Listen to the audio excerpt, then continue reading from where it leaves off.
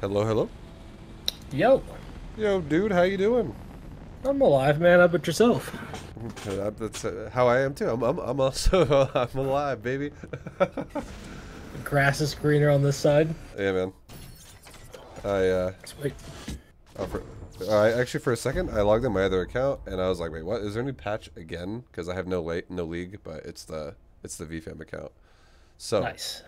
I have something to say. Do you know how to join the Vibrator group chat by chance? Let me take a look here. Because if you're there, I can quickly invite you. If you don't know how, I can just guide you really fast. It's not that long. Let's see.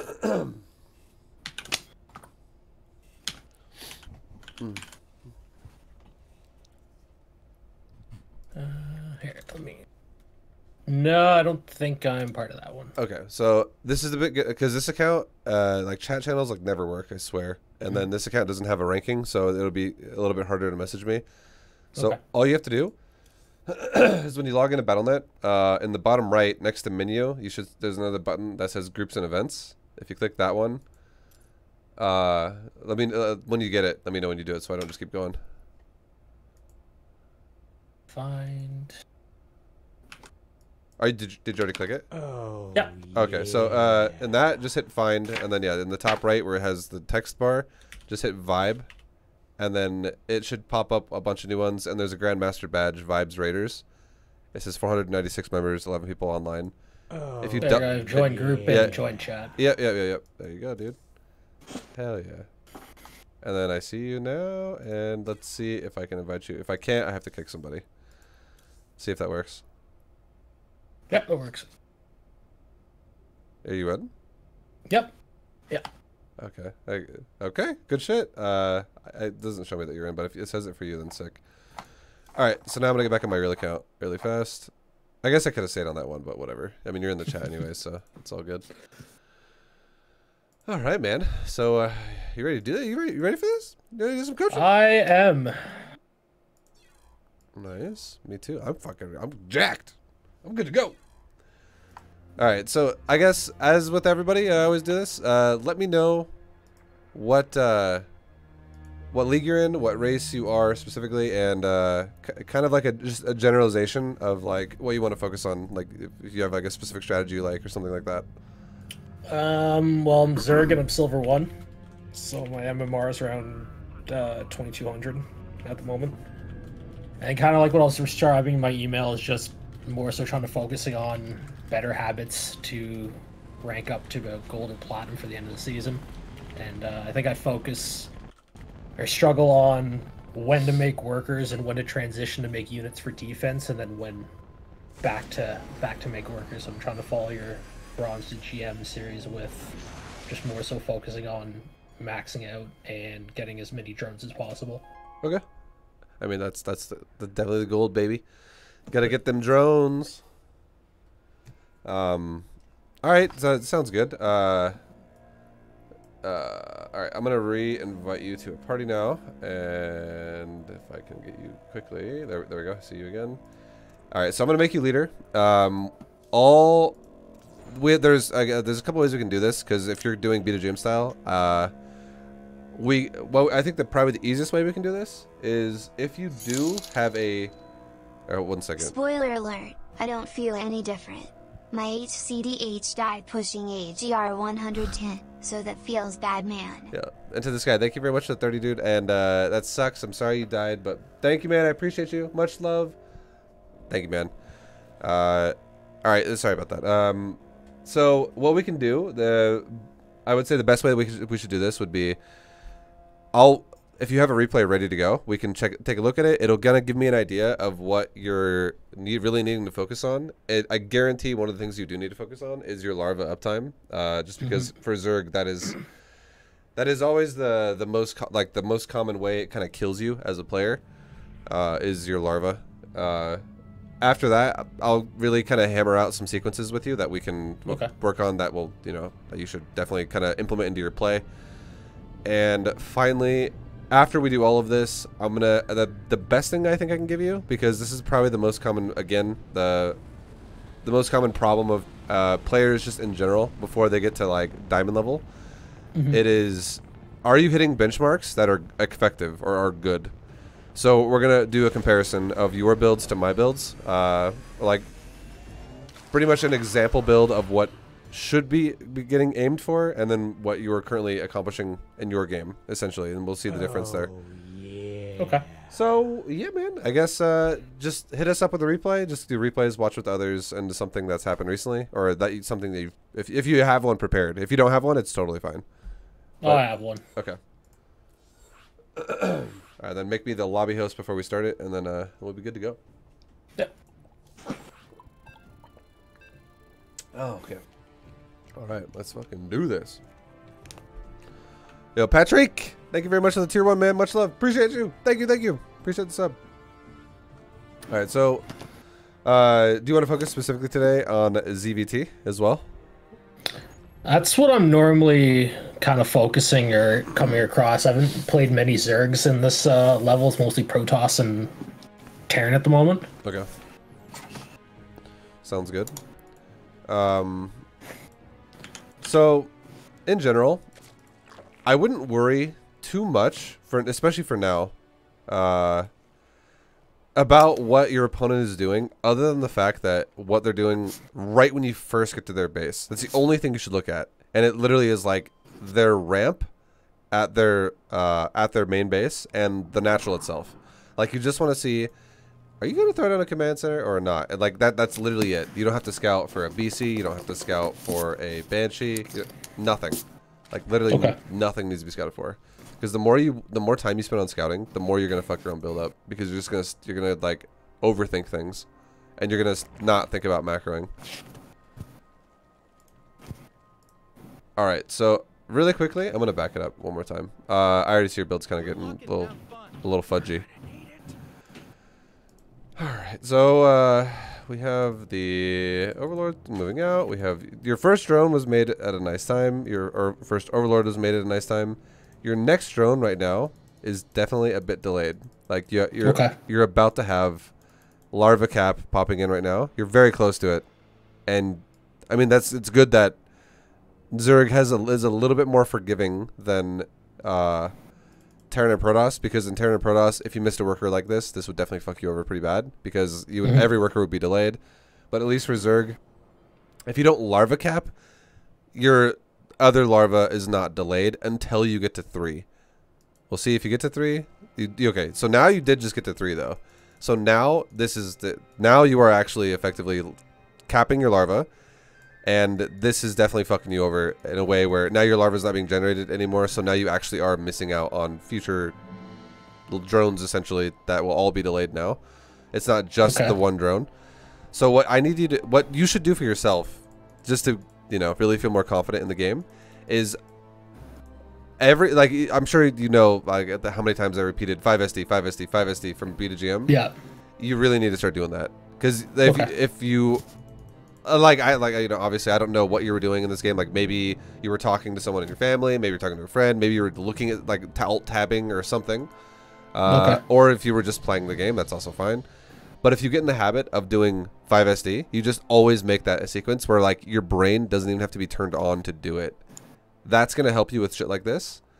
Because a lot of people think when they play StarCraft that they have to time it perfectly. They're like, oh, you know what I'll do? I'm not going to just hit buttons to hit buttons. I don't see the point. I'm just going to hit the button when I need to hit the button. But then it's like you always have to do it perfectly. And if you ever fuck it up, which people will always fuck it up, then you miss it. Because one of the reasons why people who are really good never miss their larva is because even if it's not like you commit 10 actions to 10 larva and you're 10 for 10 and you're like, yeah, I hit those every time, really good. What it really is for a high level player is you try to spend your larva 100 times and it only works 10 times out of 100. And it's because you're just going 5SD, 5SD, 5SD, 5SD, 5SD, 5SD, and then suddenly 1 out of 10 times, oh look, I made a larva. 5SD, 5SD, 5SD, 5SD. And obviously you don't have to hit it that many times, but it's just an example. But you should be hitting it more than what is actually happening. It should be. That's why like if you ever hear a high level player as well play the game and you just hear the keyboard like constantly, just like the keys are constantly being spammed. Do that a little more for yourself, and it's going to start making your flow of your build not have these hiccups like this is happening right now. Okay. So even if I've got like the 3 larvae sitting there about the supply cap, it'd be okay to be maxed out at 14 and 14 because the Overlord's about to pop, even though I just made an extra drone? So you never, like, just know if your build ever has a way where you ever hit 3 larvae and you're not already maxed out, your build is inefficient, and that's bad. Okay. So right now, you just made the Overlord in this game right now, and then you could have made your next drone at, it's like 17 seconds probably. Yeah, 18 seconds. 18 seconds. The next drone could have started. Okay. And right now you still have 2 larvae on the hatchery. This is just how it's gonna go, because your first drone spawns, and then you wait for an Overlord. You did a 13 Overlord, which is perfect. You should go 13 Overlord, but then you save your money right now, or rather, no, you don't. Sorry, you make it. You eventually go to 16, and then you go for a hatchery, which is, I think a 16 hatch is fine. It's not. I'm not gonna critique you on that too hard. I would say I would prefer a 17 against Terran, but yeah. Okay. But it's yeah, 16, 17 is fine, because you're going to go 16 hatch anyways against Zerg and Protoss. It's very minor. This is big, though, what we're talking about now, the Larva, which capped out around like 24 seconds. And now it's just chilling on the hatchery, and you spend it at, like, this is huge. You spent it at 32. So Okay. that's... Not only is your, like, the 13th larva was ready to go at 18 seconds, and you spent it at 32, so that one drone was 14 seconds late. Or, it was, what, 16 seconds late. Or no, sorry, 14. It was not 16, it was 18. So it was ready to go at 18, and you made it at 32. So yeah, 14 seconds late. That's Okay. that's huge in itself, and the reason why that's huge in itself is because that's now automatically, just that one drone alone, that is now 14 minerals behind. Because you are not fully saturated on this mineral line, and if that drone was made then, that drone would have mined 1 mineral per second. So, because again, the reason why that works that way is because a worker's average income that it generates is 1 mineral per second when it's on a mineral line that's not fully saturated. And that's assuming you get a drone that is on 2 drones per patch. So it doesn't always perfectly land up like that. Like sometimes your drone might go to a 3 patch and it's not going to be exactly that. But just for the sake of easily understanding it, each drone that is represented in the 1 out of 16, any of those drones out of the 16 out of 16 that's on the hatchery, it's going to be mining an efficiency of 1 mineral per second. Okay.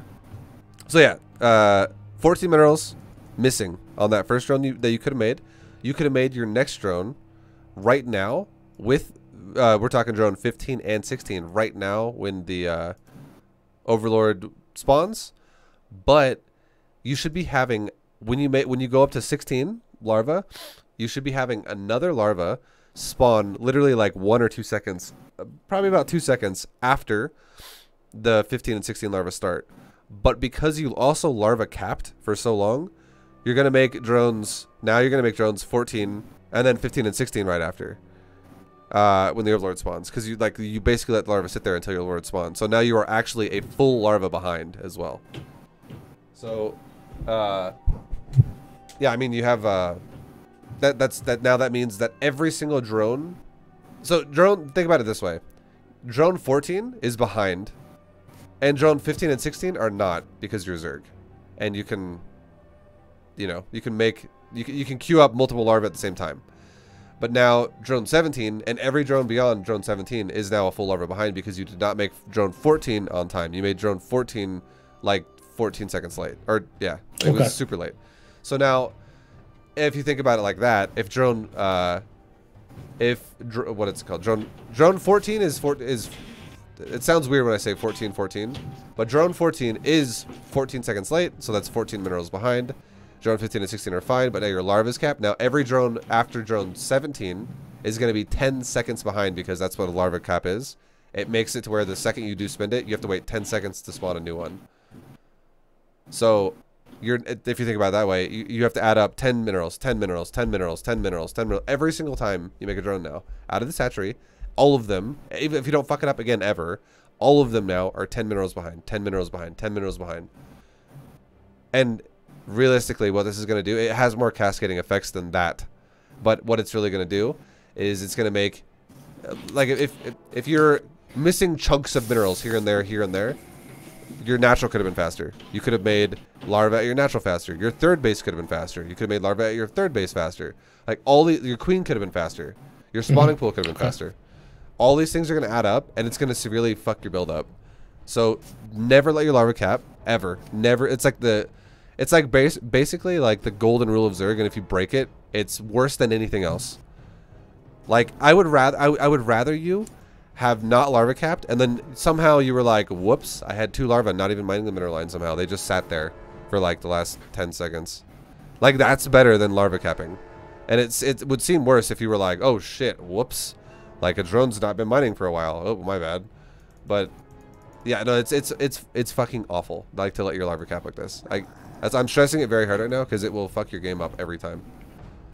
And I feel like that will probably be a recurring 5SD, 5SD, 5SD. Yo, Zach, thank you for the 5, dude. Much love. Hell, that's for 5SD, boys? Yeah.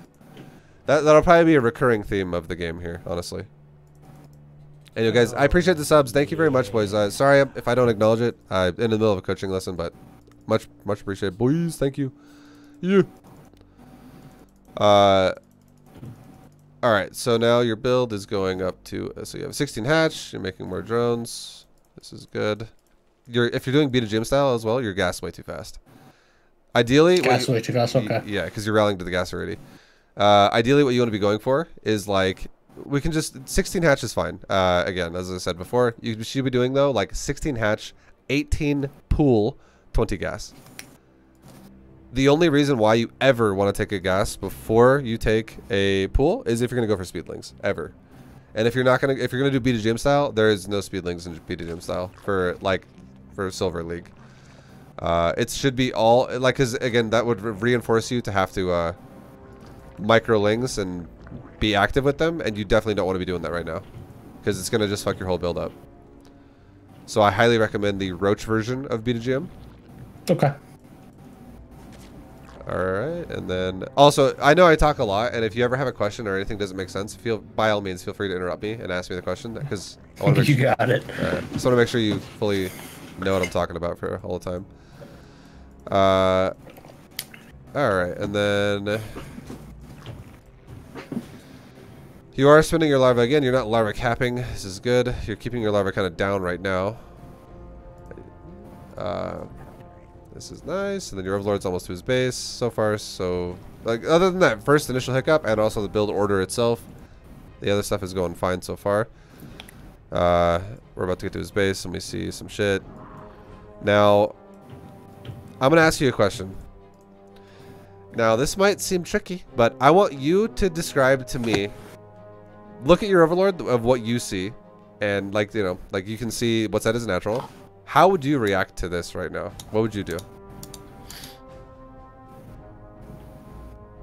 I'd either put a spore crawler down in my natural, or I'd go for a another queen. Okay, so you said a spore. Do you mean spore? Yes, sorry, spine crawler. Okay, just making sure. I was like, because I was like, you're like, this is a proxy fucking starport, bro. Yeah, no, that's why I just wanted to ask you. Yeah, so a spine crawler and an extra queen. So I would say this. I would actually tell you not to build a spine crawler, and this is why. I know he has 2 barracks, and that seems scary, right? You're like, oh, 2 racks. Dude, 2 racks, man. But he has a command center. And that command center... Actually, dude, I'm gonna ask you something really quick. Really quickly, hit F10, go to options, go to gameplay, and then in top right where it says show unit life bars, tell me what that says underneath it. It always says always. Okay, perfect. Okay, you can get out of there now. That's exactly what I want you to say. And now you can see the health bar of these buildings, right? And correct. Now if you look at the natural, you see that that's almost done. And now if you look at the barracks, both barracks, you see that one of them's like a little more than halfway done, and one of them is literally just started. Mm-hmm. So, and you also get indicators by how tall the building is when it's being built, but yeah, the health bar is definitely what you want to look at, because the health bar represents progress of completion. So you should know that if like this build right here is command center first, followed by double racks. And if it's command center at all, really, you don't need a spine crawler. Okay. Like you'd be totally fine. So what I would say you should do right now is you should totally just drone your ass off do the build as is, which is basically you drone, like you make queens out of your 2 hatcheries. You always make 2 queens no matter what. You make your 3rd queen. The second your first queen's done at your natural, you make another queen following it up right away, and then you know then you're good. 3 queens, and you just literally make drone. Your first inject pops off your hatcheries. You make all of those drones all at once, and then you're gonna make your roach warren, and then you're gonna make your double gas at your natural, and so on and so on. Like, and those are the buildings you're gonna add on, and your evo chambers. Oh, yeah. But it's really just droning, and I would say the 3 queens you're gonna have would easily defend any type of, like, if you walked across like 4 marines across the map or 6 marines across the map, those queens would shit on those marines, no problem. Okay. But because by the time you actually would be scared by something where it was like, let's just say he has stim pack, or he has an actually scary amount of marines, even if they don't have upgrades, like let's say he has like 14, by then you would already be fully saturated and you would have the ability to make roaches. So having an overreaction to this doesn't make sense because it's not an all-in, it's actually a macro build, which is why when I tell people, when I anybody in lower leagues that's like not, again, we're talking like diamond is really the cutoff here, and if you're not already diamond, the only thing I really want you to look at is, did this dude expand? Like, does he have a natural? And the answer here is yes. And if the answer is yes, just do it as fast as you can. Make those drones, get fully saturated, get those roaches out, and you will be fine every time. It's very rare that you wouldn't be fine. Usually the reason why people aren't fine is because they do shit like, oh, I didn't spin my larva, and I didn't do this, and I didn't do that, and I actually didn't macro fast at all. So yeah, seeing that natural should be an indicator to be fully droning your ass off now.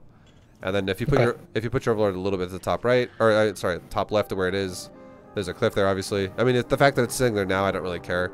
But if it dies, just know that there is a cliff that you could hide on. We'll see what happens later. And then, like, you can see now he's making a reactor, he's making a bunker. Like, this dude is definitely not... Okay, now he's canceling the bunker. It's not looking the most aggressive for now. This is something that's going to happen in the future. Anyways, his build doesn't matter. It really doesn't matter. I don't want to focus too much on his build because I don't want you to focus a lot on his build. It's really just command center. We're Gucci. We're good. I want to back it up for a second and go back to your build and really focus on yours again. Okay, so this is why also I tell people to not take the gas before the pool. This is why, okay? If you go for speedlings, obviously you're gonna get speed really fast, and that's fine. But if you're gonna do the B2GM style where we wall off with roaches and stuff like that, the goal is you want to be hitting 100 gas perfectly right when your first queen spawns. Which if you do a build that's like 16, 18, 20, 16 hatch, 18 pool, 20 gas, that build's going to line you up to where queen number 1 finishes out of your main, and that's going to be right around the same time when you get 100 gas. Right now you can see you're already at 136 gas, and your whole build is like the setup of your build is 100% mineral based, because you're not even going to be spinning that gas on anything besides like if you think about what you are spending gas on, you're making a layer, you're making roaches themselves, and you're making upgrades for the roaches, whether it be movement speed or like weapons or carapace or something. Okay. Basically the point is the only cost that actually has to happen somewhat early is the layer. Everything else does not happen until like 5 minutes or like 4 minutes, like a couple minutes later essentially, because you're not making roaches right now, you're not making upgrades right now, you're not making any of that shit right now. So what's actually happening is you're making overlords, you're making queens, you're making drones, you're making buildings that cost minerals only, which is a roach warren itself does not cost gas. Evo chambers do not cost gas. Gases to build the building does not cost gas. All these things cost mineral only. So having more of a mineral focus would have allowed you to have a little bit more money again. And having a little bit more money right now is definitely going to pay dividends for you to speed your build up. So that would just give me more of like a cushion in the future once I get my roach warren out. Yeah, it's going to speed up your mineral income, which is going to, like, in turn, understanding that concept of having a more explosive mineral-based economy allows you to then, in the future, explode your gas as well. But if you explode your gas too fast, it's going to hinder your mineral-based economy way too early, and it's going to limit you as an economy, as overall. Okay. Okay, so you're, I would say as well, ideally what you want to go for, I'm going to pause it again. What you want to be going for, really, before we continue, actually, I'm going to do this. I'm just going to fast forward it really quick and see if you do go for a layer Roach Warren. Because I don't know if you're going to go speed or not. Because your build is definitely, okay, you do go for Roach Warren. Okay, your build is super fucked right now. we'll break it down. We'll go over it, but yeah, your build's super fucked up. So I just wanted to make sure you were going to go Roaches, and you do.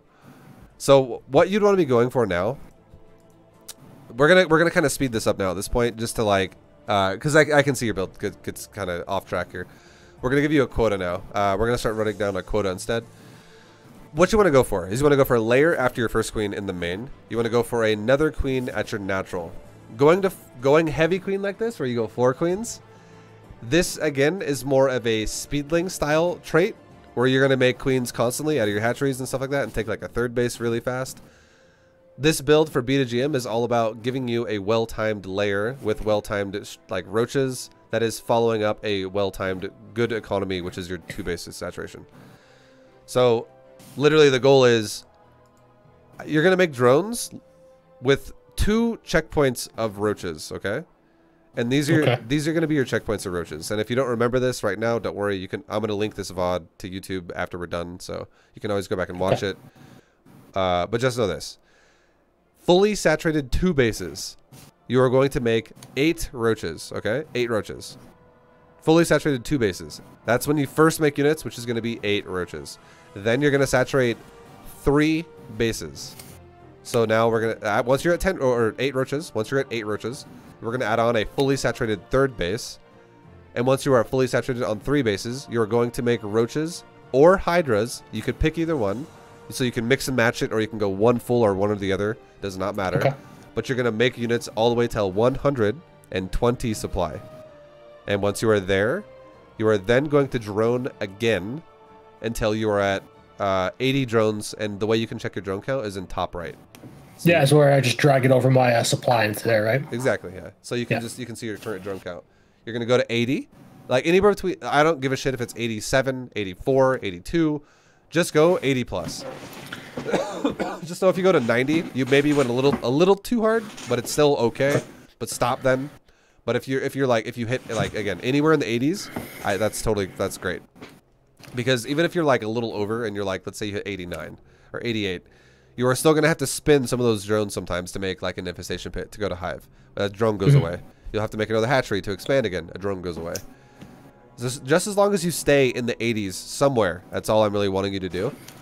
And that'd be great. And then once you're there, then it's going to be all about making hydras. Okay? It's just all about making hydras from then on. So then it's no longer a question of is it going to be roach or hydra. It's just pure hydra. And then we're good. And then that's literally it. And then all it comes down to then is, can you maintain 2 things? Can you maintain injecting and spinning your larva? And also, can you maintain creep spread? That's all it's going to be. And then it's literally just a move, a move, a move. Whenever you have an army, you don't have to do it a lot. It's when I said a move, a move, a move, that makes it sound weird. It makes it sound like you have to do it a lot. No, it's you're shift clicking it to different bases, right? Yeah, like you're a moving like once a minute, honestly. Like you're not. That's just something you're. When you have a lot of shit and you're like, well, I got a big army. Let's a move towards his base. Cool beans. And then you're done.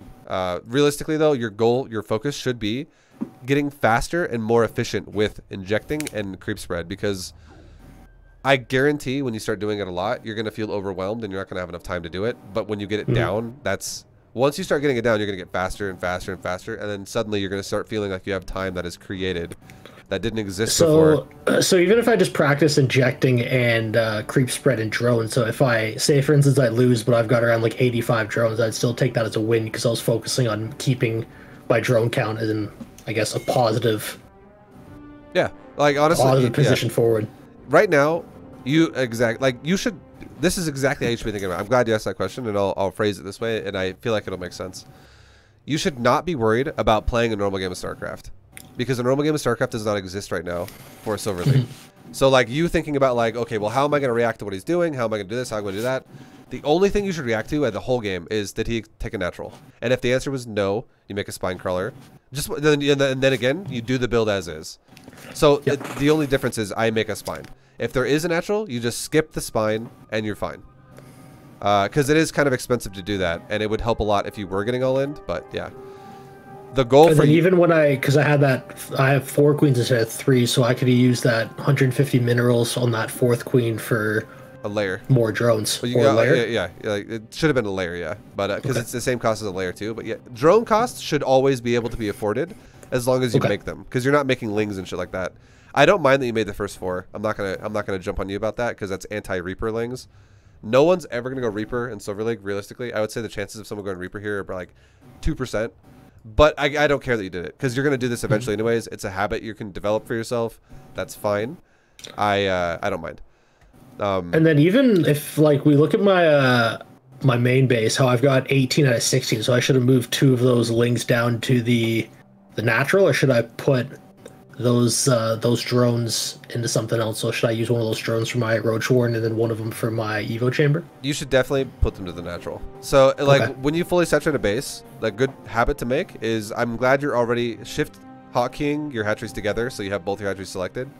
Once you have 16 out of 16 on like your first base, rally that mineral line rally point, the orange looking one. Rally that to your back to my natural. Yeah. Okay. And then suddenly now every drone you make goes to the natural. And then once that's fully saturated and you're done there too, rally point to your 3rd. Once that's done, rally point all of them to your 4th base, and so on and so on and so on.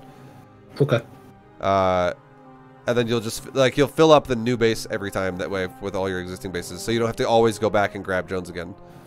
But yeah, you have, as I was saying before with the checkpoints of units, you have the 10 roaches when you're fully saturated on 2 bases. And then you'll fully saturate your 3rd. Once you're fully saturated on 3 bases, you'll make roaches or hydras, either one, up to 120 supply. And then you'll drone to 80 on your 4th base. Once you're at 80 plus drones, then you can make pure hydras the rest of the game forever. And then it's just all about maintaining economy. So you would keep expanding from that point on still. And you would... You know, if you're like, oh, my main base has mineral field depleted, let's grab drones and send them to my new 4th base or 5th base or whatever, and so on and so on. With your natural, when that does it too, when it depletes, you send those over. You just maintain good saturation and not over mining, like, you know, depleting saturation. Okay. All right, so now we're gonna kind of speed up a little bit.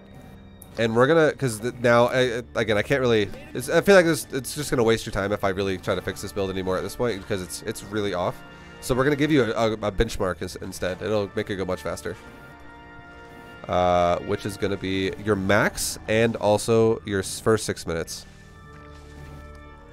And we are right there. So at 6 minutes, we're gonna write this down. At 6 minutes, okay, we have a layer that just finished. So layer finishes 6 minutes. Now we're going to look at your drone count, which is 40 drones. And we're going to look at your supply, which is 76 supply. And we're going to look at your creep, which is, you have, how many tumors do you have? You have 12 tumors. That's, you know what? For silver, dude, that's fucking respectable. I'm not gonna lie. That's not bad. Oh, thanks. I mean, I know you made 4 queens. It's okay, but you use them, so that's good shit. Like, that's actually way above Silver League. Your typically what I do with, like, since I do make 4th queens, I usually take 1 for creep spread, or then I'll send one of those other ones to like my 4th or 5th base. So I don't know if I should just get rid of kind of that idea and just focus on the 1 for creep spread. So you should, with this build where you're going roaches, you should just have 1 creep spreading. Yeah. Okay. You should creep spread until you have about like 10 to like 15, somewhere between like 10 and 15 active tumors. So an active tumor is like one that can keep spreading. And then kind of do that wave technique you were talking about in your yep. You go like video. left to right, up, down to up, down, whatever way you want to go, but just go from one side to the other. So that way you're not doing random tumors in the middle all the time. So it's like awkward because you got to balance them all, like juggling them randomly. But yeah, like once you have like 10 to 15 active tumors, you could then just use that creep spreading queen to just go become an injector as well. That'd be fine. Okay. But yeah, your creep spread, honestly, I would say you're, let's just say this. So far to rate you for the first 6 minutes, okay? In my personal opinion. For things you should work on. Your build order for the first bit of the game, like the efficiency of it, low. I would say it is either bronze or silver. I would give you silver. I'll give you silver. Which means if you want to improve, obviously there's room to improve there. Your creep spread is honestly like platinum level already. It's above your level by quite a bit. I would say about platinum, maybe even like going towards diamond. And then your, you know, that's really all I think you should work on for now is like your mechanics as a whole. Like the effectiveness of the efficiency of your opening macro element to your build is a big element, and then, you know, like your injects and stuff seem okay. I mean, we haven't really watched everything specifically. You might be queuing up some larva, but like look at your larva as well right now. You have 11, and that is not great. Like your injects are not bad, but your larva spending is not great. So that's, again, and we saw that as well in the beginning. So like larva efficiency, I would say maybe, again, we're talking maybe like silver. Now, even though I'm over 1,000 minerals, should I have gone for a 4th base or a macro hatch? But I wouldn't have had that much larva if I actually spent the 11 larva kicking around. Yeah, so larva was never going to be something that's going to really stack up until you get to like, it shouldn't be something that kind of adds up until you like are in the 60, 70 range. And then that's when you're making waves and waves of like hydras. But right now, if you're like, you know what, I have a lot of money, I need to spend it. Yeah, just make literally either one. You can do both even. Make a macro hatch or an expansion or both, because the timings of which you want to expand are like this, okay? This is how you want to expand. You always want to expand when your current base is getting well saturated, and now you're ready to like add in drones to your next base. That is roughly around the time you want to expand. And so like you're going to be taking your 3rd base when you start making roaches at your natural. You're going to be taking your 4th base when your 3rd base is pretty much hitting full saturation. Like we're talking mineral lines. You're going to be taking your 5th base then, and then from then on, you're not going to keep making drones then, because you're going to be already at the 80 range, because 4 bases is 80 plus. But once you're at the 4 base saturation, you're going to be taking every new base once you hear mineral field depleted, mineral field depleted, mineral field depleted. Okay, it's like, okay, I'll take another base. Main base is depleting. Okay, natural is depleting. Let's take another base. So I'm just writing it down. Take the 4th base. After the 4th base, take every other base when you hear mineral field depleted. Yeah, like, so if you go back to your main base and you're like, okay, I'm starting to deplete my bases here. My mineral lines are going away now. Take another base. And same thing, same exact thing with your natural. Oh, my natural is depleting. Take another base. Like it's just as like a secondary like backup reminder. Once you have 4 bases saturated, okay? Once that happens, like, and you know, okay, oh, I'm done droning. I'm in the 80 plus range, and the only time I ever have to make drones is if I like spend a lot of drones to make more hatcheries and gases and whatever, and static D maybe, anything like that. At that point, you are going to make another expansion. Roughly, it's going to happen roughly around every 3 minutes. Okay. So that, yeah, secondary reminder there. But so just know, like, yeah. So if you're like at 15 minutes, you should probably be on like 6, maybe 7 bases. Or so. One thing I've always wondered about macro hatches, do you ever, once you pop one down, do you ever put a queen next to it for injects, or just leave it be with the 3 larvae? So if you were doing like a more advanced build, like we're talking like Mass Ling Bane or something like that, I would definitely be like, yeah, it's not a bad idea. You can have like 6 queens injecting. But if you're doing roaches, it's much easier to spend your money with roaches because they're more larva expensive and supply expensive. They're not really, or sorry, I didn't mean to say larva expensive. They're supply expensive. So they, like, 1 larva represents 2 supply. It's much easier to max out with less larva, which is why you don't need to have like 6 queens injecting here. But if you had a build where you're making an army that is based off of 1 larva per 1 supply, which is now larva expensive, so you need a lot of it, then it would make sense. Like Ling builds make sense to have more queens injecting. Really what the macro hatch does for you though is it allows you also to, if you, let's say your queen in your main forgot to inject and now it has 100 energy, suddenly now you can inject 2 hatcheries at once instead of just 1 hatchery with all 4. Okay. So you can queue up, like, for instance, if he has 4 injects, you can queue up 2 on one and then 2 on the other if I have a macro hatch next to it. Exactly. Okay. So yeah, then that'll be plenty as well for your roach style. But yeah, and then macro hatches, the concept of macro hatches when you want to take them would be if you just realize, you know what, I have a fuckload of money and I'm not maxed and I can't actually spend it. then if you're like, well, I'm sitting here at like 114 supply and I have 2,000 minerals, I kind of want to spend my money more. So I guess I'll just make a micro hatch. So it'll help me do that. And but that is also it is a way to fix that problem in that game. But just know that the main problem that's happening is you're having to make a macro hatch, which means you should have an underlying thought that goes through your brain that's like, I should aim to try to spend my money better, but if I fuck it up, I always do have the backup option of making a macro hatch. Even if it's not the most efficient way to do it, it's still better than just not spending the money. Cool. All right, and then so wait, oops, I didn't mean to go past that. We got to write down your benchmark here because this is very important. All right, so we're back to 6 minutes. Okay, and now again you have. So we have 40 drones, 76 supply. We have your layer finishing right now, which means this is what this means. Your upgrades are very delayed. Like your +1 weapons is like a little more than halfway done, but in general, like the upgrades that are going to give you access here are very like your hydrogen, your roach warren, all this shit's super delayed. Okay. And then we have now the last thing we're going to look at is your creep, and we're just going to put a percentage on the map, okay? And would you agree with me? Would you say this is fair that right now you have about 15 to, we'll say like a ballpark of like 15 to 20% of the map covered in creep? Would you say that's fair? I would say that's probably. I'd say maybe like 12% because I don't have much over by my like 4th base. Okay. So, well, I'm gonna go with the yeah. I'm gonna say I'll just say 15. Fuck it. Because it's definitely yeah, it's looking like it's not bad though. I'm not saying it's bad. Your creep is your best aspect of your gameplay right now. Your creep is definitely above your level.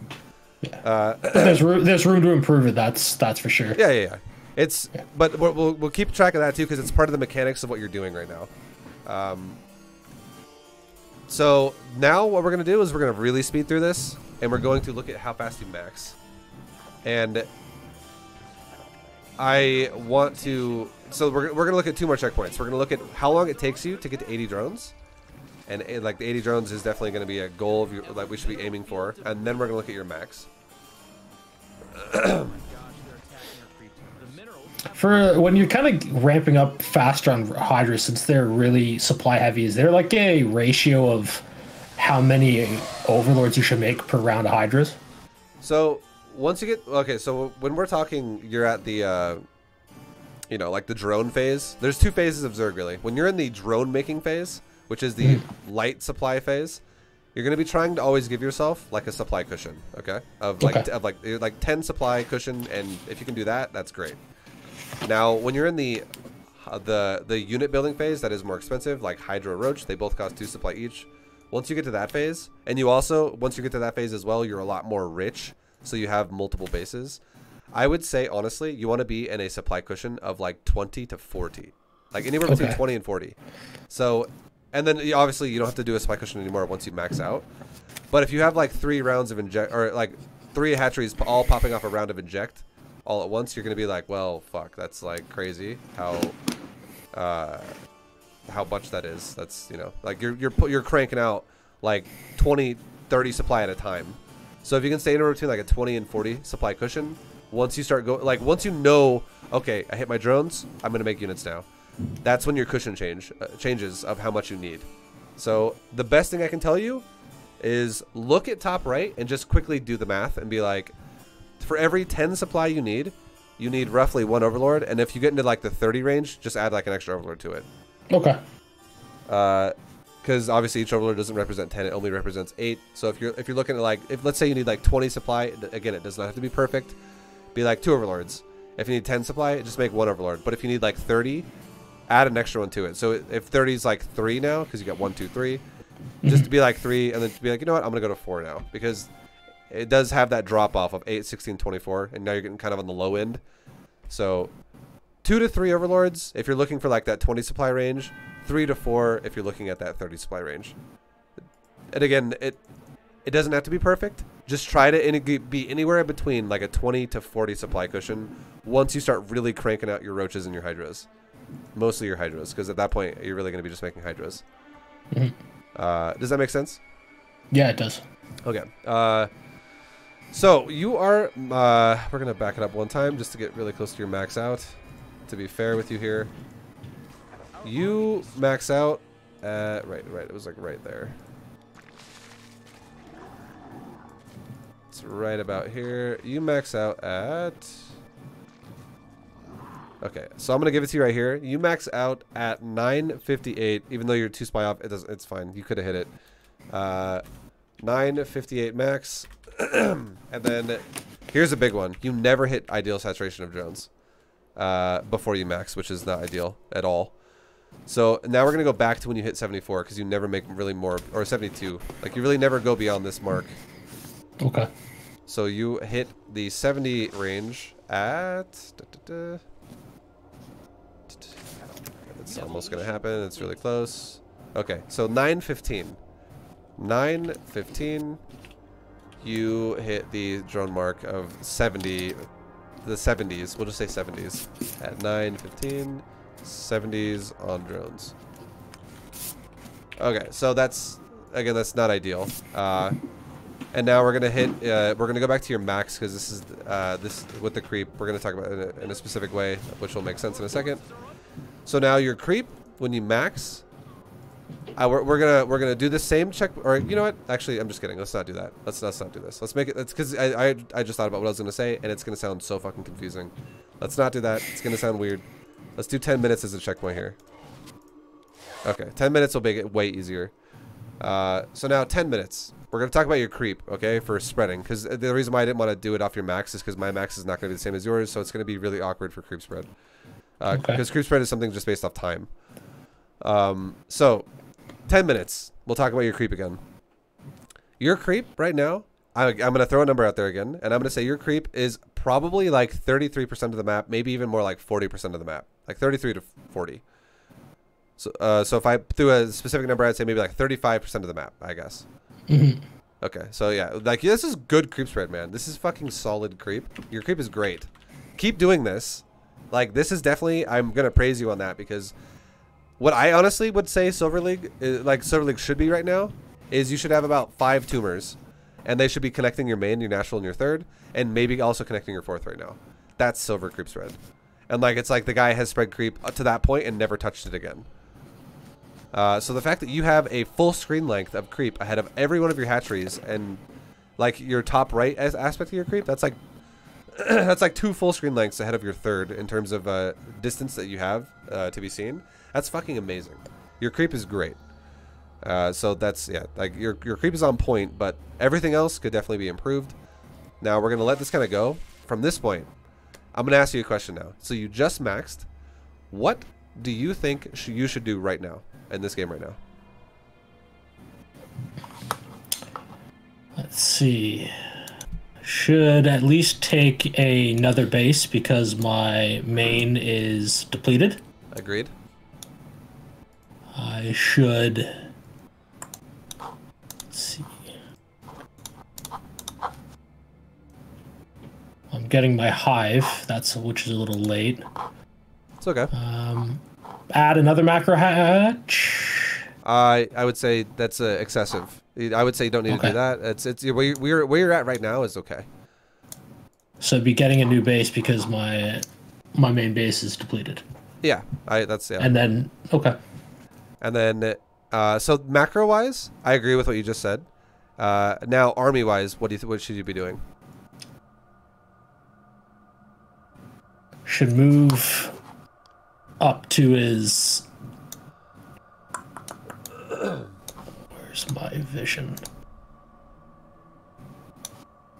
Should A move into his second base? So his natural? Yeah. Okay. So that's what I wanted to ask you. That's the main one I wanted to kind of get across because everybody does that. Everybody does that, and that's the one thing I would say you definitely should not do, and be careful about that kind of shit. And here's why. So, excuse me, sorry. Okay, so you're playing what I would deem a macro game. You are not playing an all-in game. And the reason why is because you're going for max out, which is making your timings all a bit late. Now, that's totally fine that you're playing a macro game. That's good. But what you should be going for is his expansions, not his heart of his base. You should not be going for like the heart of his production, because it's going to be harder to kill that, because there's more shit there you have to break through to get to his units, and it gives him more SimCity to fuck you over with.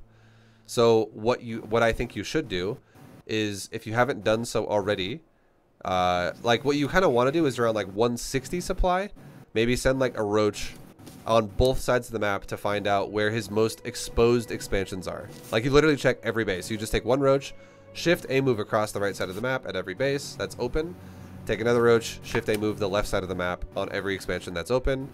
As soon as you find his most exposed base, that's where you attack. And then once you've broken that base, then you go to his natural. Because if you think about it like this, the most exposed expansions are going to be 10 times easier to kill, because again, you don't have all this SimCity of like barracks and depots and factories and fucking, you know, other building, like upgrade buildings, like all these other just buildings. Because what it does is it adds like HP that you have to break through, which adds time to you breaking that base. And it also it'd be a waste to send overlords to other bases, then, wouldn't it? You don't really need to do that, because they could die. Really, all you should do with overlords is you should fill in the sides of the map. Like, dude, your defensive scouting is great. The fact that you also have overlord spread, I guess we haven't talked about that, and I'm gonna honestly praise you on that again right now. Your net of vision around your base is fucking baller. This is not silver. This is like diamond now. I would literally rate you as a diamond player in terms of your defensive scouting. Like, obviously aggressive scouting, I don't even want you to do that yet. Like, I'm not telling you to like, oh, run Lings into his base, get overlords into his base. Like, who gives a shit? You know he has a natural, that's all you gotta care about. But defensively, you have like 35% of the map covered in creep, and you have like 50% of the map covered in vision, which is perfect, because that overlords cover the excess, which is like if you look at every gap on the south side of your base, the only two you're missing is the one between your third and natural and between your natural and main.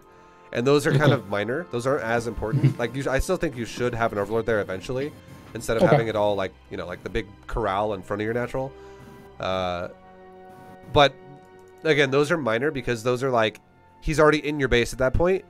But if you look further to the right of your third, you have an overlord there. At the bottom right of the map, you have an overlord there. Middle right, you have an overlord there. It's a little bit south of where it should be, because it could die right there. If it was like a little bit more top right where it is now, it would be kind of in that wedge. That's like the dip and the open area. But then if you look at the left side of your map as well, you have an overlord there. You have an overlord as well in very top left. That top left overlord is amazing. That's great. So you have all this like great vision on like the edges of the map for just a nice spread of vision. That's fucking super good. I'm very proud of you for that. That's nice. Thanks. And I would definitely say maybe also fill in the overlords closer to your main. Like, so you have like right above your main too. You have, that's like a dead spot. Just fill those in, but otherwise, dude, fucking right. Like, well done for that. I mean, this is just like, since I'm not scouting, and back in my mind where it's like, okay, well, he could also go for Cloak Banshees. Would putting an Overseer in that area be a smart idea? Or I would say no, and here's why. Okay. You can just make a Spore Crawler at every mineral line eventually, and you're fine. You don't got to worry about that. But making a bunch of Overseers everywhere, the reason why I don't like that is because that's a lot of gas, and it's going to severely slow down your max out and stuff like that, because you're just making gas everywhere to have Overseers all over the place that you 9 times out of 10 you're not going to need. Yeah. And then spores are purely based on minerals only, so, and they also do more than what an Overseer does, which means it just kind of kills the Banshee for you as well. Like, an Overseer would just see it and you still have to deal with it, so you're going to still like need spores anyways. Okay. So yeah, I would say don't make Overseers. But yeah, so again, all you want to know though is where his command centers are located. So if you're like, cool, like let's just look at everyone's vision really fast, and what do you see? You see a base in very top left. That's what it would be like. Oh well, cool. He's got a really exposed hidden base. Let's go kill that, and that'd be great. You would kill that easily, and then you would progress further into his natural. Because like, look at his natural as well right now. Now we're assuming you're cheating here, and you can see what he has. If you just run straight into his natural, you're fighting against someone who has a wall, has battle cruisers, and he has siege tanks sieged up already. This is going to be a terrible fight, and if you allow him, but like, look how fortified it is. Like, this is going to be, even though you're crushing him in supply, there's a good chance he actually might kill you. Like he might like not win the game necessarily, but he might kill your Well, army. you want me to spoil the outcome of the game for you? Well, yeah. Like I'm assuming you probably lose. I lose this one, yeah. But like, he's fortified, and he, you know, this is gonna not be the greatest fight for Zerg, is my point. But if you killed that command center in top left, this is why you should always kill expansions. Look at your main base right now. See how it says 9 out of 8? Mm-hmm. Now look at his main base. You can expect the exact same thing to be happening to your opponent. And for Terran, honestly, it happens faster because they have mules. So if you just starve him out by not killing his fortified bases and allowing him to have free expansions, but instead doing the opposite, you kill his exposed expansions so that his fortified bases that are mining out still exist. Even though he still has all of his production, he doesn't have money to upkeep it anymore. So, yeah, always kill expansions. Never go for the heart of the base. Always kill expansions in a macro game because you can starve them out. It gives you control of the map. Also, people are... sorry, I'm getting distracted here. People keep asking me about this gas thing with overlords and spores. Guys, what I said was you do not want to make overseers and spores because it does the same thing. They both would detect a banshee, but a spore crawler would kill it as well. And a spore crawler does not cost gas, whereas overseers do. Overseers do cost gas. And you don't want to waste your gas because it would delay your max. Okay, so yeah, like again, you definitely would have wanted to have scouted the expansion. Well, now we'll speed it up and we'll watch how you do it. Yeah, and I assume you're just gonna die to his tanks at his natural because again, you're walking. You are correct. Yeah. Yeah, it's good. This is the choke point, and you're walking into AOE damage. It just splashes the shit out of you, and you can't hit the tanks either because they're too far back. Yeah, and now all that really did was it allowed him to successfully just retain a third base. So always scout the sides of the map. Always. Okay. That's an exact example of why you should do that, right there. And then could I move that overlord in the top left corner where his hidden base is and just float it in to see if he was there, or kind of more so you rather send the one roach in? The roach. Get in the habit of doing the roaches. Okay. Because for now, this is why. Okay. For now, it's gonna be roaches that do this. Overlords, you don't really want. Let me say it like this. In Overlord, when you get to a higher level of gameplay, okay, like when we're talking like your masters or something like that, you're not going to be using Overlords constantly to like check expansions. You're really unless you're the guy who gets Overlord speed, which is a specific type of player, which is fine. But really, what you're going to do with Overlords is you're always going to do what you're already doing, which is scout the sides of the map. You're always going to do that. That's never going to change. However, when you get higher level, you're going to use your Overlords to scout his tech, not his expansions. The only time you would ever scout an expansion with an Overlord is, again, if you're an Overlord speed kind of guy, or if you're a guy who goes for a fast layer. If your build is designed to have a fast layer, and that's specific to a build, but if it was a fast layer and you literally parked an Overlord on hold position at the base itself and you shit creep on it, and you're like, haha, I'm pooping creep on your base and you can't take it, like that's fine. If you do that too, I won't question that. I won't be like, oh, it's bad. That just delays expansions for Terran and whatever. That has its own thing. Do you have to do that? No, you don't have to do that. But it is what it is what would make sense if an Overlord was scouting the natural, or like not the natural, but the expansion itself. If the Overlord was scouting it, it's probably because you're shitting creep on it. And against Terran specifically, because your Overlords will die to do this. So what you should be doing instead is you should be, for now, I'm telling you to do it with a roach. Later on, you're going to do it with Zerglings. Okay. Once you get more comfortable with using units constantly. And then, yeah, the Overlord, all it does is it scouts the side of the map like this, what you're already doing, and then you can periodically throw an Overlord into his, like, main base or his natural later on. And, like, again, this is, like, Diamond Plus stuff, where you can be like, what tech are you going for? And I need to know that. Like, what is your opener going to be? Last season. Hit Plat 1 yesterday due to B2GM. Thanks. One sec. Thank you, Slogma, for the bits. Good, congrats, man. Thank you. Hell yeah, dude. Yeah, so,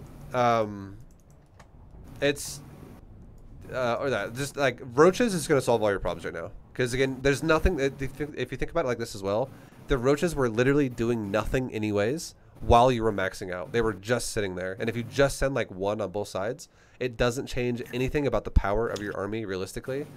Like if 2 roaches are gone and your army is still like 90 supply and you get attacked, you're not going to notice a difference. It's going to be very minor.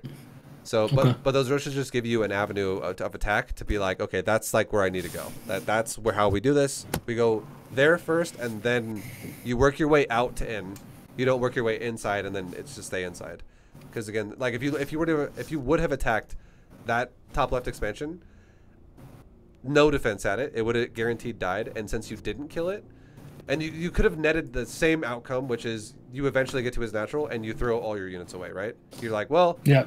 I still lost everything, but I weakened a barracks here and there or whatever. But what happens is every time you do this, if every single time you attack the Terran, you always kill his expansions. Even though if you hit L on the keyboard really fast, look at resources lost. If you're the one who's like doubling his resources lost, and you're like, well, I'm taking shitloads of losses, that's okay as long as if you hit I and look at income, if you reduce his income, it's okay that you're taking bad resources lost trades because you're always going to have more, always going to have more, always going to have more. And if he can't defend it properly, well, then you're going to win anyways. He is eventually going to have to leave his base to defend an expansion, and that's when you're going to break his ass. And if you keep throwing maxed out armies at his natural, that's also okay. And then as something I've also said in B2GM, which is if you just kind of notice your opponent just never dies, you could add in some Broodlords. I've said that a few times where you can just literally add in a Spire, make a Greater Spire, and just make like 8 Broodlords and add that into your maxed out, I'm going to just A-move you push.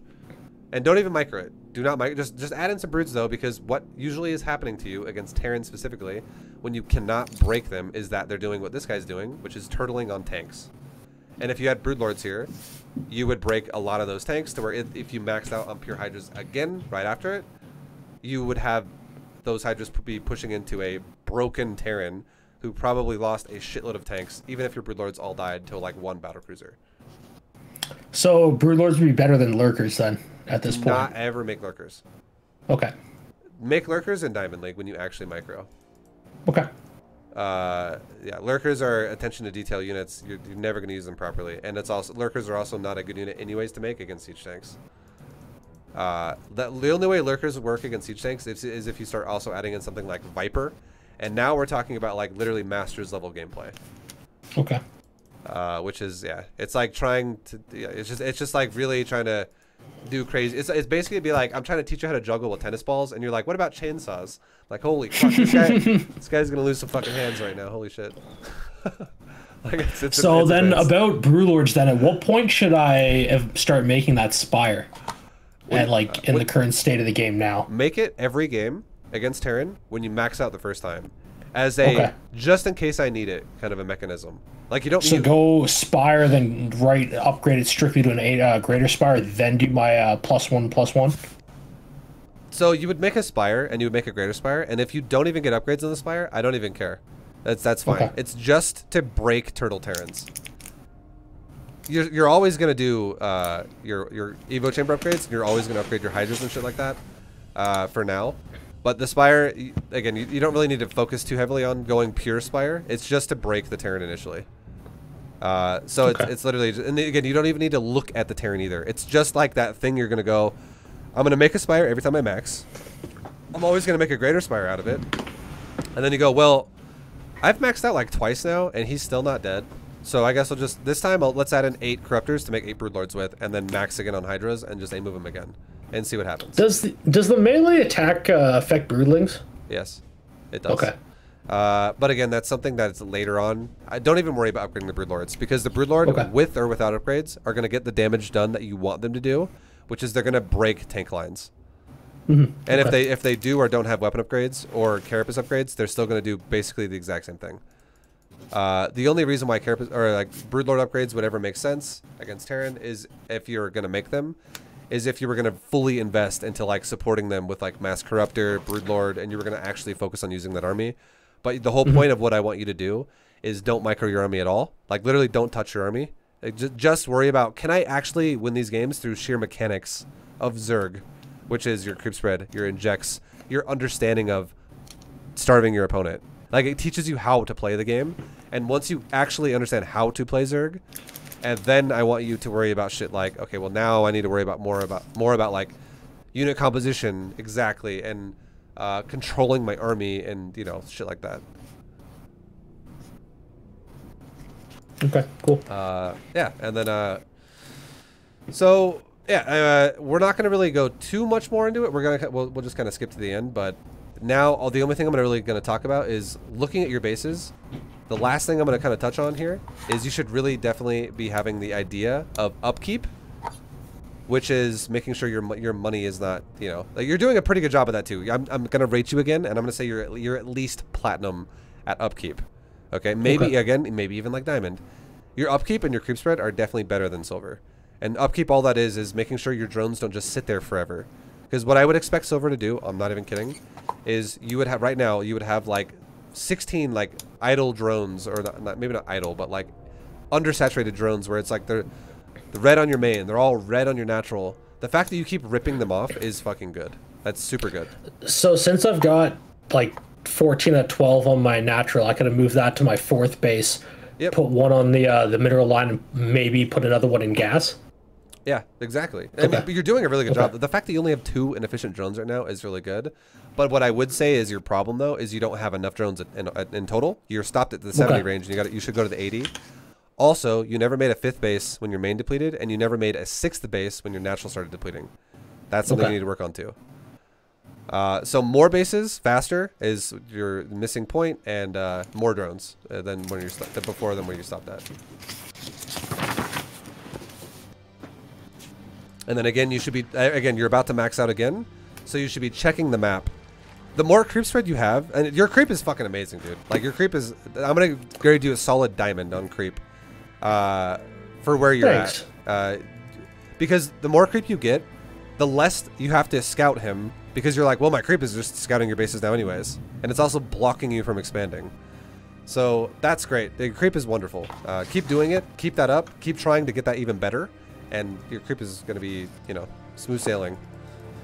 But if you just like attack his natural again, that's again another missed opportunity, because now you're letting him have 2 free expansions.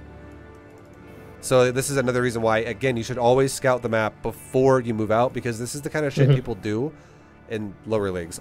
People love fucking hiding bases on people in lower leagues all the time. This is exactly why I tell people always scout the map on the sides first as you take an engagement and then attack.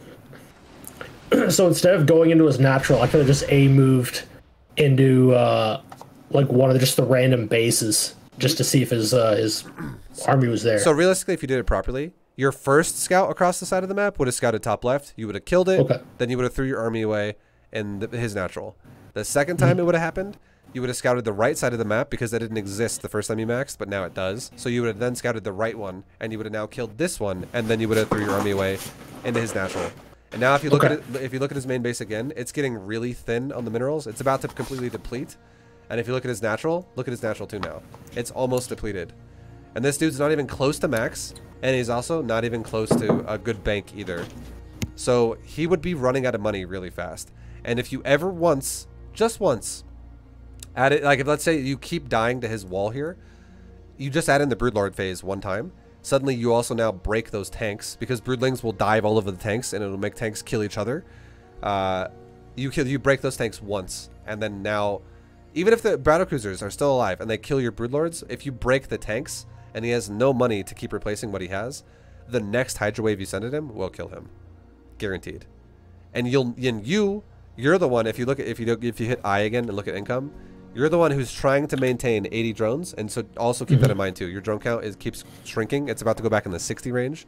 Every time you make any building, whatever it is, a tech building, a upgrade, or a upgrade building, a expansion, a gas, a static D, always try to be like, I hit the drone count that ViBE told me to hit, which is the 80+ range, and I just made 2 drones turn into buildings. Let's remake 2 drones. I guess also too, I guess a good habit for me to start is, I guess, mid game. So for instance, if I make an Evo Chamber, a Roach Warren, and a gas, automatically make 3 drones to replace those. Yeah, always replace your drones. Always replace your drones, because you don't want to be at like 85 and then suddenly you look at it again 7 minutes later and you're at 62. And you're like, I haven't even lost any drones. Like, he hasn't killed any. He's been on defense all game. But I only have 62 now. And it's like, oh, I made like 10 spines and a few more hatcheries and gases. And you just never replace them. So always replace them. Okay. And then, yeah, like, you're just letting this dude have so much money against you. Because I'm not going to lie, dude. If you hit, again, if you're looking at income tab, which is I, to look at how much he's mining, this represents per minute. He's got 2,600 minerals a minute, and he's got 1,100 gas a minute.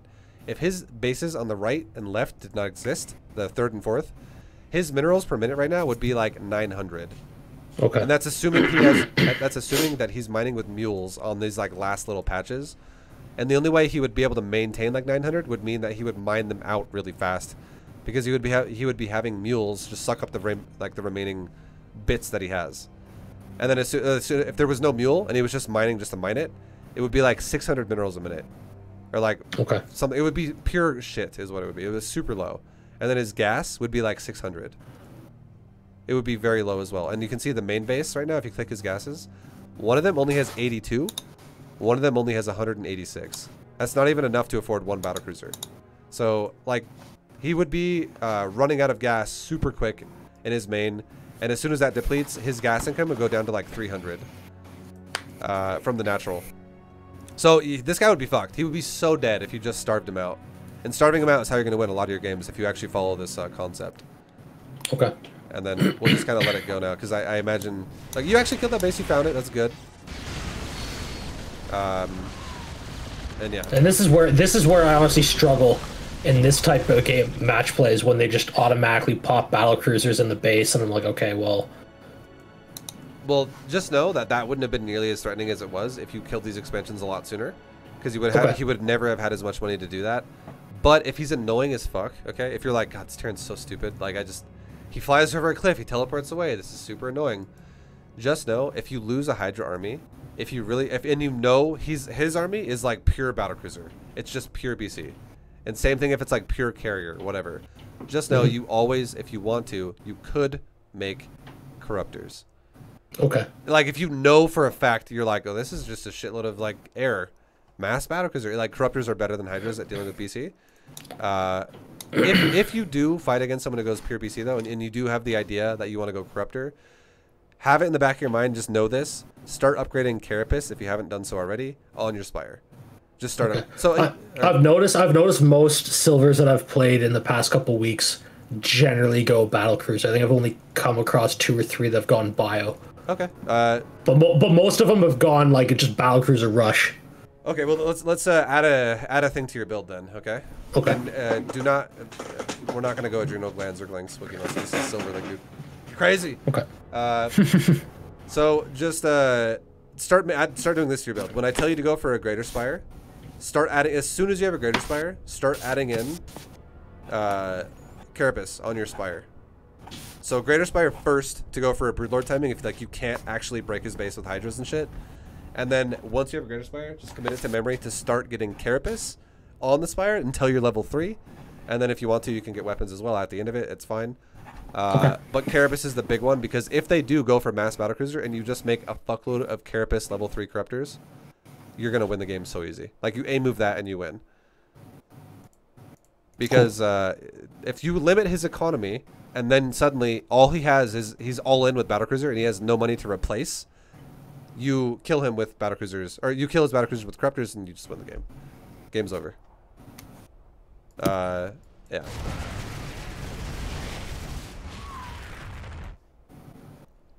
So the fact that you just killed his expansions is good. That's definitely you want to be doing. And then yeah, so right there, I would say that was, you didn't need to quit, honestly. Okay. What could have happened is you could have just kept expanding around it. And if you just kept, like, since you have Hydras, that's fine. But think about it like this. This guy has no money to replace what he has, because economy doesn't last forever. It runs out. So he's run out of economy in his bases that he owns already. So if you kill anything out of this army, it dies forever. It doesn't get replaced constantly. So if you just kept making expansions, make Hydras, make drones, Hydras, try to maintain a good economy, and try to, keep replacing Hydras that die, since this is what you went for this game. every BC that dies means that the DPS of his army gets lower and lower and lower, which means he kills your Hydras at a slower pace, which means your Hydras will slowly start to overpower this. And you have 7,000 minerals to make here, which is you could make realistically like 70 Hydras ish. So like you can keep making Hydras for all day, like for a long time. He can, and again, yeah, fighting 70 Hydras back to back, because you also have 65 right now. If you had like 65 Hydras engage that, you might lose all your Hydras and kill like 5 of those BCs. 5 out of his like 14 that he has. I could maybe even like you kill like 6. Like seriously, killing like 5 or 6 BCs would be realistic with 65 Hydras.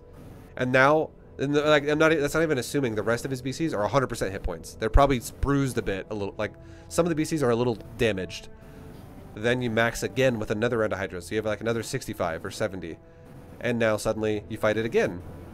And now you have like 70 Hydras fighting only, instead of 14 BCs that are all 100%, now you're fighting like 9 BCs that are all like yellowish. Some of them might be green, but some of them are yellow. Maybe like one of them is like red. That's very realistic. And then 70 Hydras fight that. 70 Hydras would beat the second round. Like the second round of Hydras would beat what's left over of the BCs, guaranteed. So I would say that was a preemptive leaving the game here.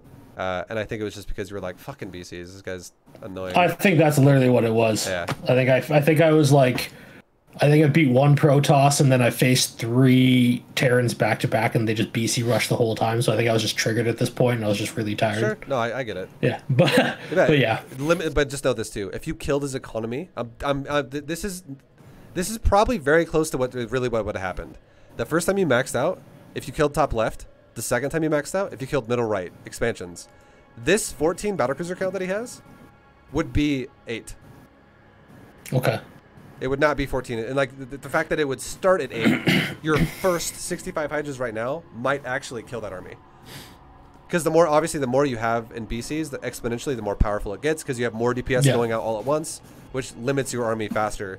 So more of his army stays alive. So if he has less, it means you're going to kill more. So yeah, like if you only had like 8, suddenly you would probably just win the first fight, because 70 Hydras can beat 8 battlecruisers. Okay. So yeah, I mean that's a big deal. So okay, let's go ahead and bump out of this. I'm gonna give you the quota now. So just conceptually understand that that's what you should be doing all the time once you get to that stage of the game. I'm gonna really quickly make a game, and then I'm gonna give you the like the benchmarks basically. All right. I'll invite you to the game. All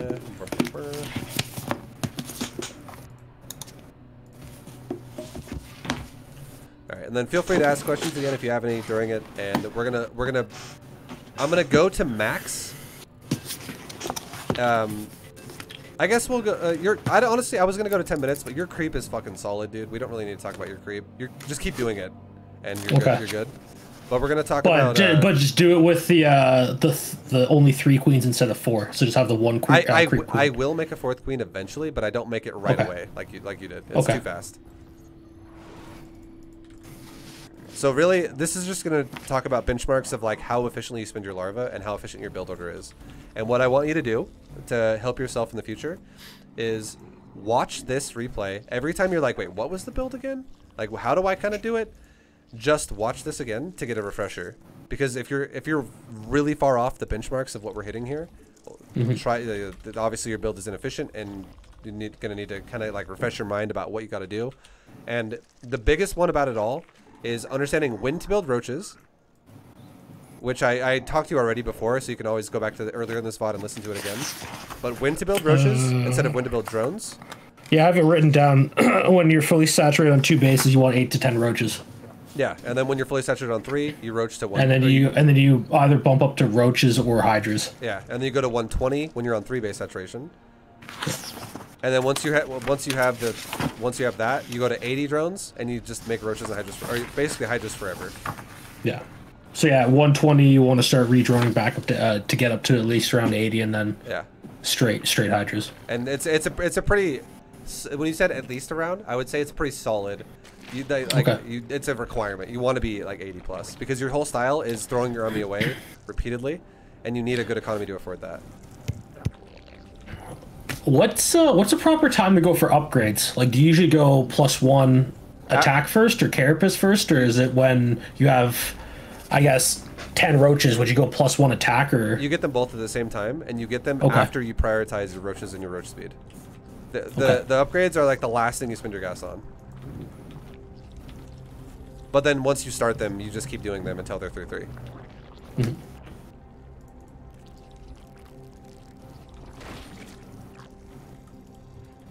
Okay, so now we are...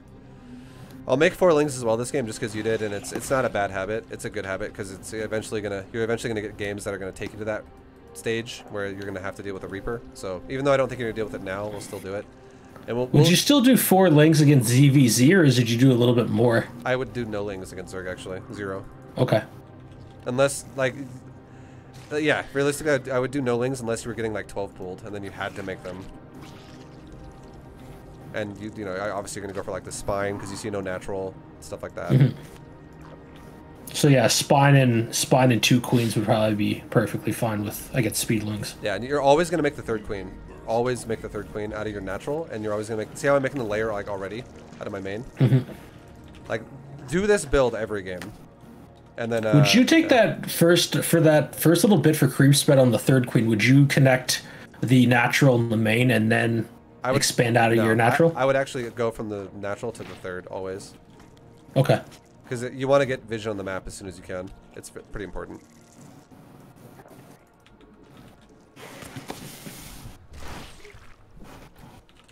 Alright. So now I just spent my larva. So now always, after you spend your first inject larva, once you spend it on drones, now you make the roach warren. And you make... So first... And then you make your evos. Inject. And then you make your gases. And then you go back to droning right away.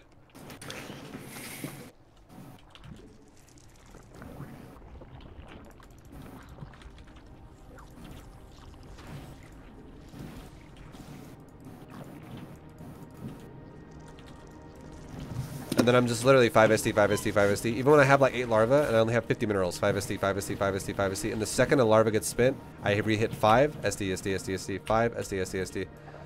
It's always just maintaining like as much uptime as I can on spinning my larva. Okay, and now I'm done droning because we had a good number. Like I'm going to be at a good saturation on my natural. It's going to be 16 plus. If it's 17, who cares? It's fine. Because you're going to be making more drones anyways. Now I make the 3rd and I make roaches. And we're going to go to 8 roaches.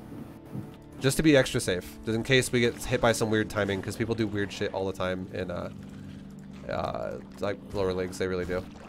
So while you're making roaches, start roach speed as well. Do not start upgrades yet. Start roach speed right now. Roach speed is more important than I guess +1/+1 at yes, this point. Roach speed is important because it's mobility to get you around your base in case someone's being aggressive with like drops or something like that too. Okay. And then we can take our queen and we can go back to our, you know, our main base area and make a tumor there. Okay, and now we're gonna go back to droning, and now we're rally pointing our hatcheries to our 3rd base. And we're just making drones. And now, once we have no larva there, larva is the priority. We spent it all, and we still have money. Now we get upgrades on the Evo chambers. And now let's start a 4th queen as well, because this 3rd queen's about to become an injector. So we still spread our creep, and we're injecting. So you make that 3rd creep, the 3rd queen that's the creep queen, go to the 3rd base, and then you just make a new queen to replace that one. Yep. Okay. And now, once we start saturating our 4th, let's take our. This is when we once we start saturating our 3rd, this is when we take our 4th gas in our main. This is also when we take a hydrogen. And we don't even care about that attack. Our roaches will be fine. This is why we make the roaches. We start gases at our 3rd. We start a 4th base. So like as we get good saturation, we start the rest of our gases. We start the hydrogen, and we just keep making drones until we hit 66 or so, like 3 fully saturated bases, which we're pretty much at right now. Now, for instance, for that fight against the Marines versus the roaches, if you lost the roaches, would you just replace them right then and there, or would you drone up first? I would not rebuild them. Okay. I would go to 3 base saturation first, and then that's why you have a 2nd checkpoint. Once you get that 3 base saturation, then you roach and shit to 120 supply. Okay.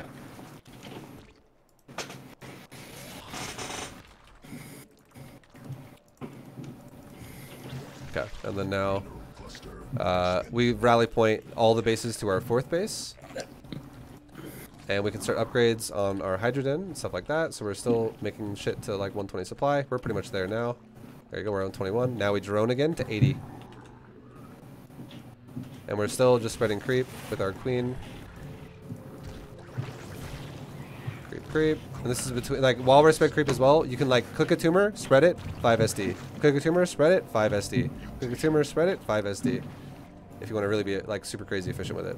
Now upgrades are done. But just constantly rotate to make sure that you have larva to spend. Yeah, exactly. You need to spend that larva. Okay. And now look at the main base. We're getting ready to go to hive, so let's make an infestation pit because we're mining out. And we're also going to take another base because we're mining out, so we need to expand again. So the second we start mining out, make another base. And now we're at 83 drone mark, which is nice. And then we have a pretty good amount of active tumors right now, I would say. We have like probably 10 active tumors. Let's send our queen towards our 4th and maybe throw down like 1 or 2 more over there. And then eventually let's just have this queen start injecting as well. And now we're starting to make mass hydras. And now right around this time, when we're starting to make mass hydras and that's it, roach. Like it's like 150 supply as well. 1 roach go left side, 1 roach go right side. Check expansions because I'm gonna max out soon now.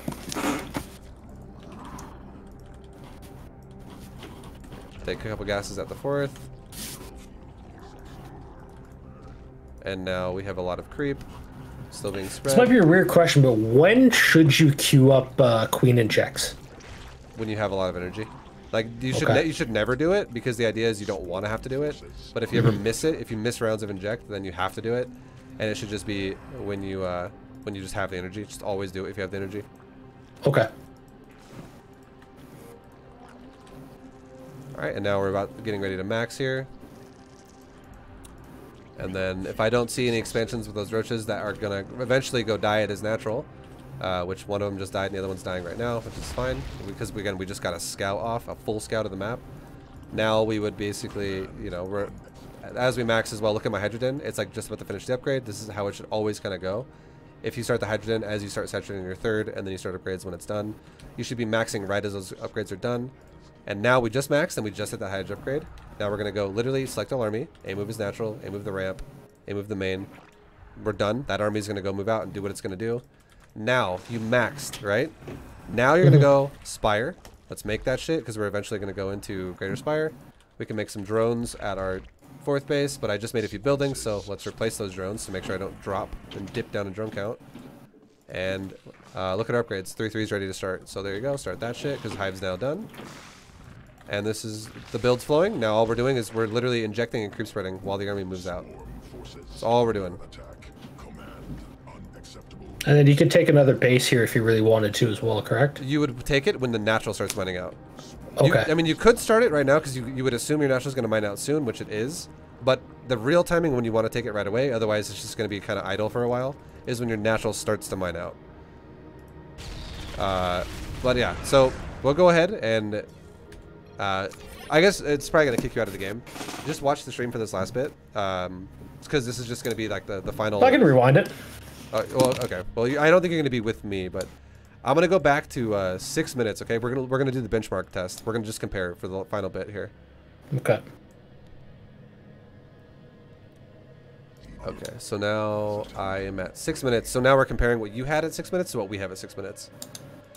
So at 6 minutes, you had 40 drones. We have 57 in this benchmark exactly. You had 76 supply. We have 84. And your layer had just finished. Our layer has already been done, and we already have roach speed. Your +1 weapon upgrade was like 60 seconds of the way in. Like our 1/1 upgrades are just behind your +1 weapons only. So your layer was super, like your tech and your upgrades and shit was super fucking late. Like especially your roach speed. We already have it, so if we were to get attacked by anything, our roaches would be very fast, mobile. They would be able to deal with shit. And we also defended an attack as well right now. So we this is after we killed the marauders that were at our base and shit. So like post battle, we're still at a solid fucking number, which is really nice. And then you had about 15% of the map covered in creep, Your creep spread is on par with my creep spread right now. But this is with 3 queens versus 4. So like you can still maintain good creep spread without going to the 4 queen right away.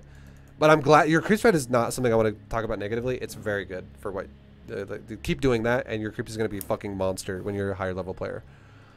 All right, now we're going to go to when you maxed out at 958. So let's go to when we maxed out. So you're I would say there are aspects of your build that are under par for the 6-minute segment. Your economy and your tech definitely under par. Your creep on point. So fix your macro, your build, and you'll be looking a lot stronger. And then again, you maxed at 958, and at 10 minutes, you had 35% of the map covered in creep.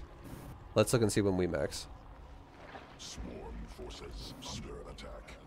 And again, all this is doing is going to 80 drones, making hydras and overlords, hydras and overlords. Okay, so we max at like 906. Yeah, I think it's about 906. Yeah. So we maxed at we maxed almost a full minute earlier. It was like 52 seconds faster.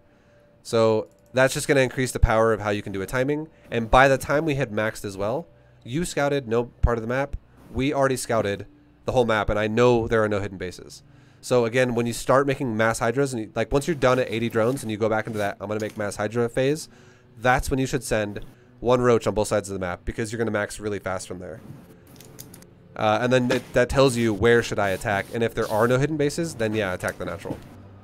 And then now we're going to go to 10 minutes, and we're going to look at creep spread, and we're going to compare your creep spread to my creep spread. Just again, your creep is great, but we'll compare. What if my opponent is just basically turtle off of 2 bases and they haven't made an expansion and they've got like a gigantic tank line to the front? That's when you would attack it a couple times, and you would just make brood lords. Okay. So that's okay. That's when I go to brood lords, and then I can just kind of keep on taking more bases to get more map vision. Yeah, as long as you here's the thing, okay? Just know this. As long as you maintain 80 workers mining minerals and your opponent does not, you could take fucking shitty fight after shitty fight after shitty fight after shitty fight and still win the game. The point is limiting your opponent's economy, and if they're going to limit it themselves by never expanding, they have no money. Like, you don't have infinity money forever. You run out eventually. So at like 10 minutes, again, if you're like, well, I need a 5th base because my main base is mining out. Well, so is his. So you should actually, if you're on 5 base saturation and your opponent's on 2 and he never even tries to take a 3rd base, you should feel really good about that. And you should feel like if you do throw a Roach Hydra army away, but you run into his base, you don't kill much, but your whole army dies, that's not a negative. That's actually, wow, this guy doesn't expand, and I can remake that army, and I'm still way ahead. Because you have way more money than he does. And it's impossible for him to have anywhere even remotely close to what you have, because he doesn't have a 3rd, a 4th, a 5th as well. Okay. Yeah, man, and that's pretty much it. Any questions, finally, to top it off? And we'll wrap it up. I think that's it. I've got a lot of notes that I wrote down, plus I'll rewatch the VOD a couple times, and then probably practice this in, I guess, against AI or customs before I take it to the ladder. Okay, sounds good. I'll have this uploaded by tomorrow, so I'll also message you on Discord. I'll send you a link to it so you can have easy access to it. Awesome. And last thing I would say is for yourself, because you were in the game, save this replay that I just showed you. Save it for yourself, and then maybe like title it like benchmark game or something, or like Vibes example. Okay. So that way you don't lose it, and if you ever need a refresher, you can always come back and watch it again. Because you might, like, what if you have the question, for instance, where you're like, how did he do this exactly? Like, when did he take the 3rd? When did he take the Roach one? Look exactly what I do for that, and then you'd be like, oh, okay, makes sense. And just know the final parting words I'll leave you with: Larva is always the priority. Spin that shit and then add on top of it. It's always a priority. Never let your larva sit there. Gotcha. Benchmark. All right, dude. Well, I wish awesome. I wish you the best of luck. Thank you for doing a coaching lesson. Yeah, man. No, my pleasure. Thanks for taking the time out of your day. I'm sure I'll continue with it in the next couple months and practice the best I can. And if I have any questions, I'll just shoot you in a message, I guess, in stream or on Discord. All right, sounds good, man. Take it easy. All right, man. Have a good... Yeah, dude, you too. All right, later, dude. Peace. All right, guys, that has been another coaching lesson. Silver League Boyo Hell yeah. Thank you guys for watching. I appreciate you. Guys, I will see you again next time. Until then, much love. Much love, everybody. And go check out more videos if you liked it and you want to learn more. But yeah, much love. Thank you for watching. I'll see you in the next one. Peace, guys.